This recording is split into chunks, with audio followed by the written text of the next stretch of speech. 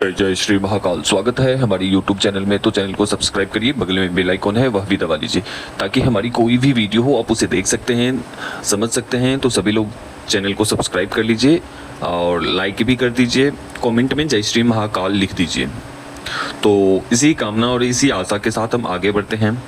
कुछ साधक साधिका जो तंत्र से पीड़ित हैं, जो तंत्र से काफ़ी परेशान हैं और वो चाहते हैं कि कोई भी व्यक्ति हमारे ऊपर तंत्र न करे या न कर सके, ऐसी कोई व्यवस्था हो।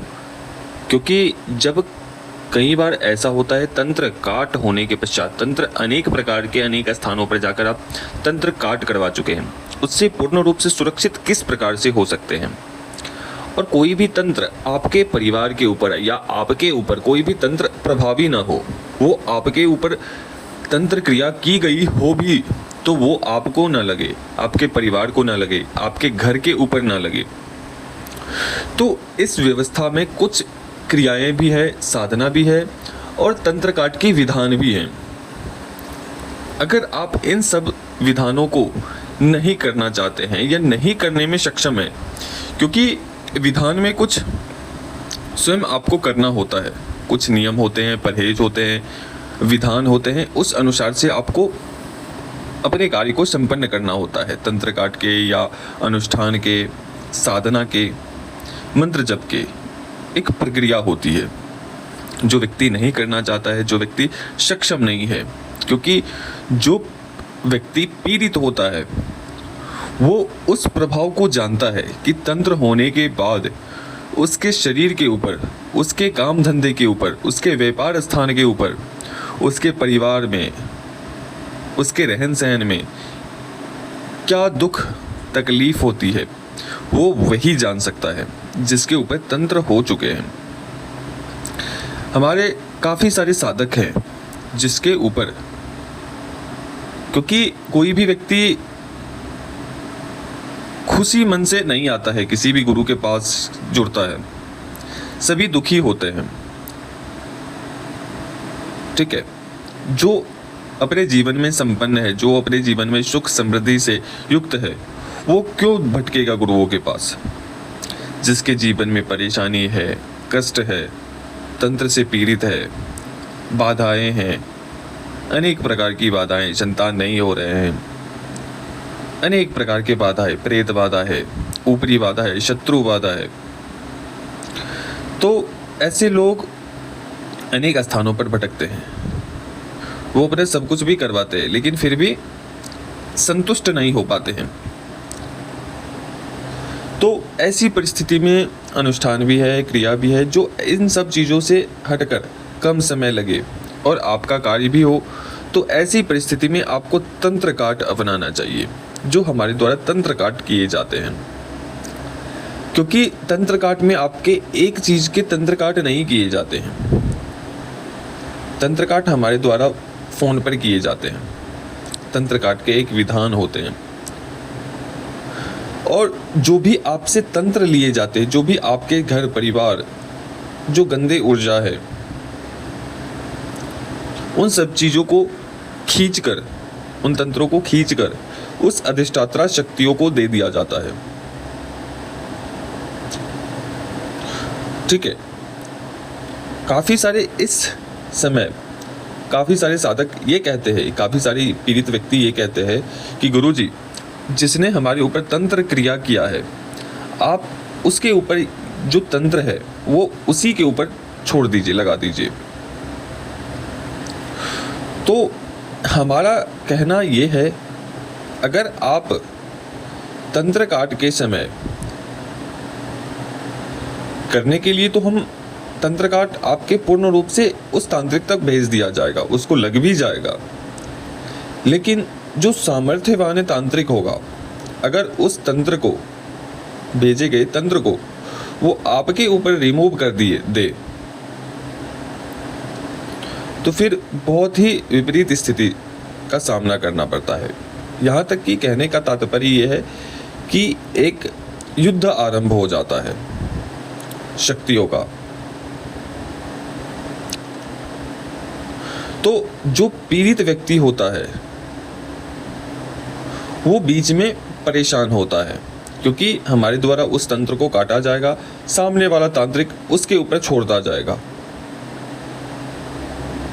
ठीक है, तो ऐसी परिस्थिति में सामने वाला व्यक्ति जो है वो परेशान हो जाएगा, परेशान हो जाता है। तो इसलिए उस तंत्र को समेट कर उसे काट देना चाहिए, तंत्र काट करवा लेना चाहिए, जिससे आप पूर्ण रूप से सुरक्षित हो जाते हैं।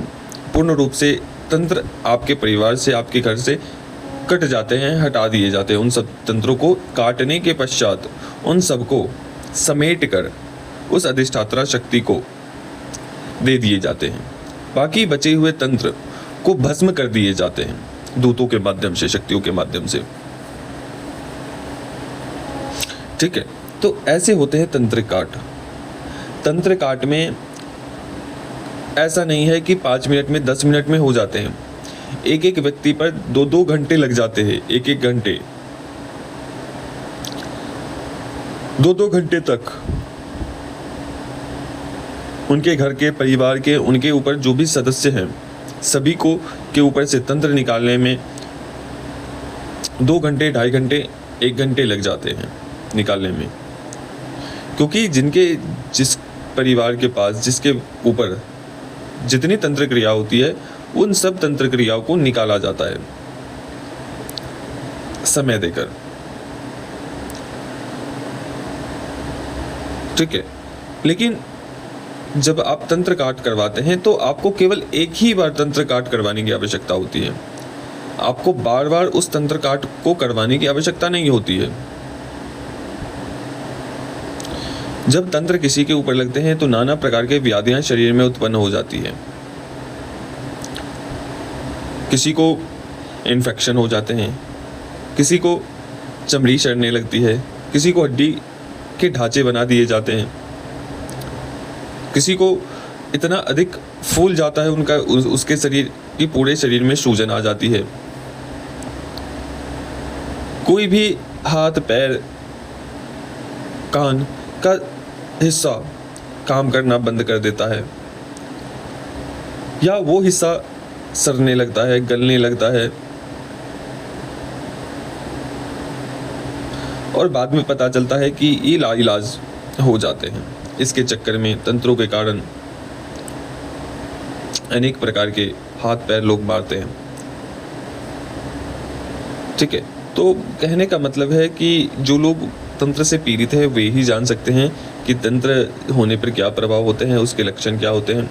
तो तंत्र के कुछ मैं लक्षण भी बता देता हूं कि तंत्र किस प्रकार से आप जाने कि आपके ऊपर तंत्र क्रिया हुआ है। सबसे मुख्य कि जब आपके ऊपर तंत्र होते हैं तो आपका हर एक कार्य बिगड़ने लगता है। पहला लक्षण, अगर आप किसी को अच्छे करने के लिए जाते हो तो उस स्थान पर बुरा हो जाता है सामने वाले व्यक्ति का। आपकी सोच बहुत अच्छी है लेकिन सामने वाले व्यक्ति का नुकसान हो जाता है। कर्म दूसरे ने किया और उसका परिणाम आपको मिलता है, दोष आप पर लगता है। तो ये पहला मुख्य लक्षण है कि ऐसा होता है। आपके पैसे फंस जाते हैं, कोई भी व्यक्ति आपकी नहीं सुनता है, तो ये पहला लक्षण होता है। दूसरा लक्षण, मन अशांत हो जाता है। आपको जहां आपका मन लगता है वहां भी आपका मन नहीं लगेगा। यहाँ तक कि आपके परिवार के कोई भी व्यक्ति आपको कितने ही अच्छे से बात कर ले लेकिन वो आपको लगेगा नहीं। ठीक है, आप कुपित होकर किसी के ऊपर बोलेंगे, तो ये दूसरा लक्षण होता है तंत्र होने के प्रभाव। तीसरा लक्षण ऐसा होता है कि जब आपके ऊपर तंत्र क्रिया कर दी जाती है तो आपका तो मन पूर्ण रूप से सुस्त हो जाता है, मन बेचैन होने लगता है, अनेक प्रकार की समस्याएं उत्पन्न होने लगती है, व्यापार नहीं चलते हैं, काम धंधे नहीं चलते हैं,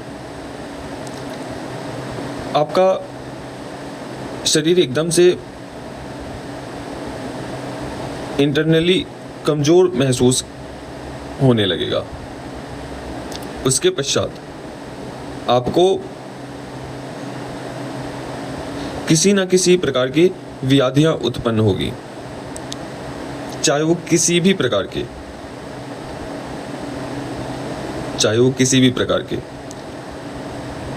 ठीक है। चाहे तो आधे सिर दर्द करना, रीढ़ के जो आपके रीढ़ हैं, शरीर के पीठ के पीछे वाले जो रीढ़ होते हैं, उन सब स्थानों पर दर्द महसूस होना, पेट में महसूस होना, गले के पास महसूस होना, जलन देना, सर के ऊपर बहुत तीव्र गति से किसी चीज़ का चलना, तो इस प्रकार के लक्षण होते हैं। क्योंकि जब आपके ऊपर तंत्र क्रिया होती है तो शरीर प्रतिरोध करता है, उस तंत्र से रोकता है। जब वो नहीं रुकता है, वो आपके पूर्ण शरीर को प्राप्त कर लेता है, तो आपका स्वास्थ्य पूर्ण रूप से व्याधियों में ग्रसित हो जाता है। ठीक है, वो दिन पर दिन आपके स्वास्थ्य में गिरावट होती चली जाती है। ठीक है, तंत्र काट आपको फ़ोन के माध्यम से ही हमारे द्वारा करवाए जाते हैं। आपको कहीं भी आने जाने की आवश्यकता नहीं है। जो तंत्र काट आपको हमारे द्वारा जो तंत्र काट किए जाते हैं, उतने फीस में आपको कोई भी तंत्र काट नहीं कराएगा। ठीक है, क्योंकि अब मान के चलिए अभी इतने लोग नहीं जुड़े हैं, तो शुल्क भी उसी हिसाब से रखा गया है। ठीक है, लेकिन कहते हैं कि आप गुरुजी इतने शुल्क क्यों लेते हैं? अब कोई भी शक्ति, कोई भी व्यक्ति आप जिससे कार्य करवाते हो, अब सपोज शक्तियों की बात छोड़िए, आप एक व्यक्ति को पकड़ लीजिए। आपके पास कोई भी व्यक्ति काम करने के लिए आता है, तो क्या वो अपना भोजन नहीं लेता है? वो अपना कार्य करता है ना, उसका जो सम्मान है, सम्मान देते हैं ना उस व्यक्ति को।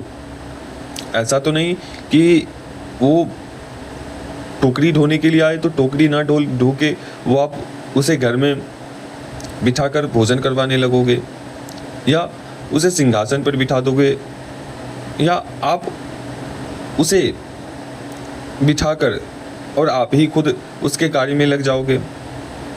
तो ऐसा तो संभव नहीं है। तो उसी प्रकार से चलो अभी तक के लिए अनुमति दीजिए। जय श्री महाकाल, जय महाकाली। जो लोग भी तंत्र काट या तंत्र से पीड़ित हैं, वो लोग जुड़ सकते हैं।